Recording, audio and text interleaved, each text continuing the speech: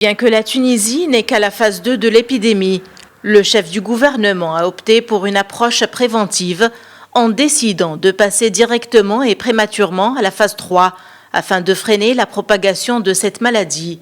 Lies El Farfer a affirmé dans un discours médiatique que la Tunisie a choisi d'emboîter le pas au pays ayant réussi à contenir cette crise en mettant en place une série de mesures préventives.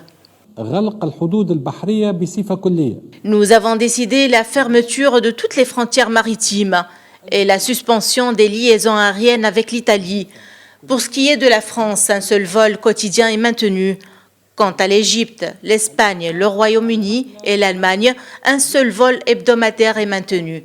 Également, nous avons décidé aussi la fermeture des cafés, des restaurants et des discothèques à partir de 16 heures. Les prières collectives, dont celle du vendredi, seront suspendues aussi. Lies El Farfer a assuré que ces mesures entreront en vigueur à partir de ce vendredi 13 mars et se poursuivront jusqu'au 4 avril, soulignant qu'elles pourront se prolonger tout comme elles pourront être abrégées, en tenant compte de l'évolution de la situation sanitaire en Tunisie.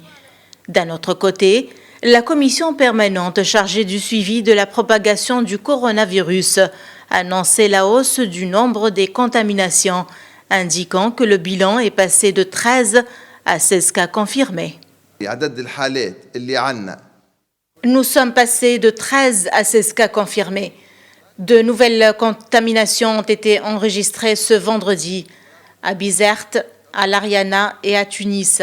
50% des cas confirmés sont importés.